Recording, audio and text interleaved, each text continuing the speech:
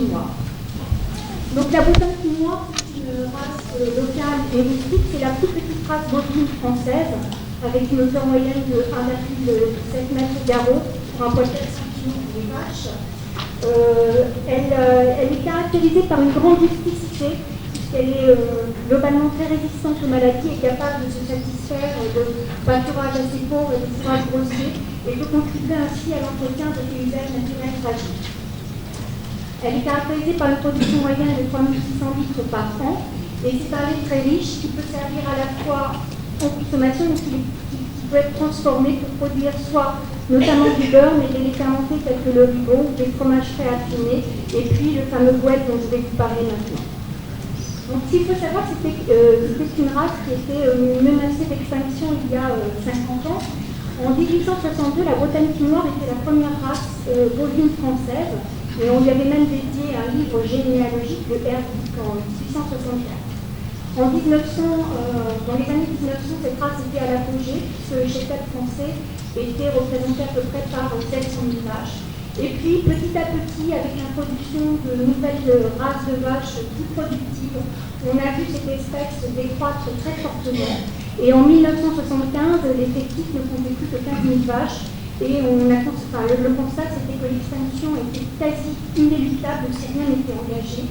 Et du coup, en 1976, on a lancé un programme de sauvegarde pour la Bretonne quinoa. Ça a permis petit à petit, de stabiliser la diminution de cette espèce. Et aujourd'hui, on compte près de 2500 vaches Bretonne quinoa en Bretagne. Alors, c'est pas beaucoup, certes, mais on peut dire aujourd'hui que l'espèce est sauvée.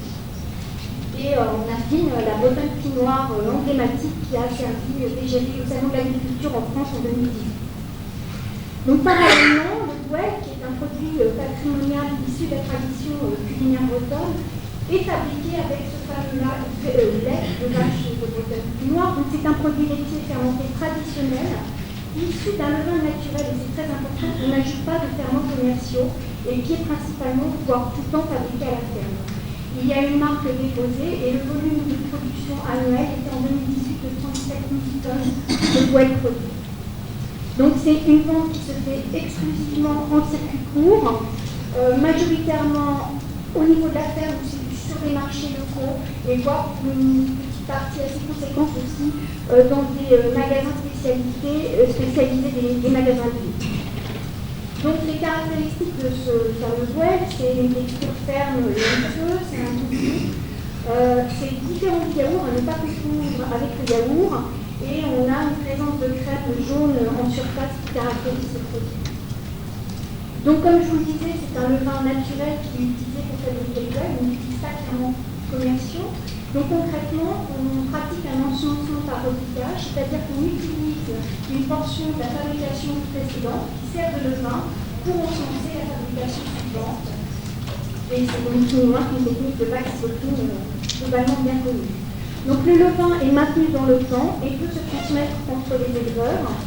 Et il peut être utilisé soit pour renouveler sa propre fabrication de gouette, soit pour élaborer d'autres produits laitiers fermentés tels que les fromages ou le beurre.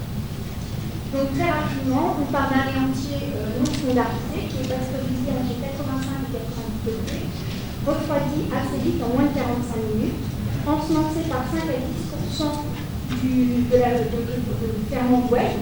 Il y a un taux de gouette qui a entre 5 et 14 jours. Un étuvage plutôt mésophile, qui favorise plutôt les fleurs mésophiles à 32-35 degrés, entre 4 et 6 heures, et puis le produit est stocké entre 2 et 4 degrés pour jusqu'à la consommation. Le problème que l'on avait sur cette fabrication de gouette, c'est qu'on avait une perte et une dérive du levain. Et du coup, quand le producteur perdait son levain, il est obligé d'aller voir un autre producteur, un autre éleveur pour relancer sa production. Et c'était clairement un frein au développement de la production de gouelle. Donc, concernant cette production de gouelle, c'est pareil. C'était un produit qui était consommé de façon traditionnelle. On le retrouvait quasiment dans tous les foyers en Bretagne et dans les crépiers au XIXe siècle. Et comme on a vu la race, la diminution, la décroissance de la race bretonne quinoa, eh bien, on a vu cette recette, la consommation de gouelle a décru aussi tout au long du XXe siècle. On a perdu la recette et la recette n'a été retrouvée que dans les années 80. Et le terme goël est apparu dans les années 90 avec un dépôt de la marque dans les années 2000. Et c'est vrai qu'il y a eu un cahier des charges qui a été élaboré il y a 5 ans maintenant, et on a fait un gros effort de recherche pour caractériser finalement du point de vue microbiologique, mais aussi en termes de fabrication pour soutenir le développement de ce produit-là. Et on a notamment bénéficié en 2017 du soutien d'un projet européen pour caractériser plus finement la partie microbiologique de ce produit et puis le caractériser du point de vue sensoriel, et c'est ce que je vais vous présenter très rapidement parce que je crois que le temps nous est limité. Donc on a travaillé concrètement sur 10 goëles. La première étape, c'était déjà que les gens se mettent d'accord sur qu'est-ce que c'est qu'un goël et quelles sont ses caractéristiques organométriques. On a fait un travail sensoriel. On a travaillé en faisant évaluer ce produit par des producteurs de goëles qui connaissent très bien leurs produits et puis aussi par des dégustateurs multiples. En parallèle, on a caractérisé microbiologiquement ce produit au niveau des pourboires en termes de flore lactique, la flore utile, mais aussi de coliformes, de levure et de moisissure. Et sur ces 10 goëles, en croisant les résultats et des caractéristiques sensorielles et de la caractérisation microbiologique, on a retenu 5 goëles qui sont considérées comme caractéristiques et représentatives de ce produit traditionnel. Donc, j'ai essayé de balayer assez vite, c'est juste pour vous présenter la démarche que nous avons suivie. On a isolé une centaine d'isolats sur ces 5 goëles, trié les isolats pour retenir que les plus intéressants et éviter les doublons, et puis l'idée derrière, c'était d'identifier spécifiquement pour savoir quelles espèces clés étaient à l'origine de la typicité de ce produit-là. Et pour chaque espèce clé, quel était le niveau de diversité intraspécifique, caractériser les souches en termes de capacité acidulante et aromatisante. Et l'idée ultime aussi, c'était de mettre à l'abri ces souches et de les préserver pour préserver cette fameuse biodiversité. Au niveau des résultats des analyses microbiennes, ce que l'on a constaté, c'est que tous les goëles qui étaient considérés comme caractéristiques partageaient avec tous en commun une flore mésophile lactique qui était comprise entre 1 18 et 8 18 unités formant colonie par gramme de produit. On n'observait jamais la présence de streptocoque thermophile et on ne pouvait pas, selon les producteurs, avoir ou pas la présence de levure. En revanche, les goëles qui étaient considérées comme non caractéristiques, et dans ces goëles-là, on retrouvait dans un échantillon de goëles sur 2 des coliformes, à un niveau faible, certes, mais quand même présent.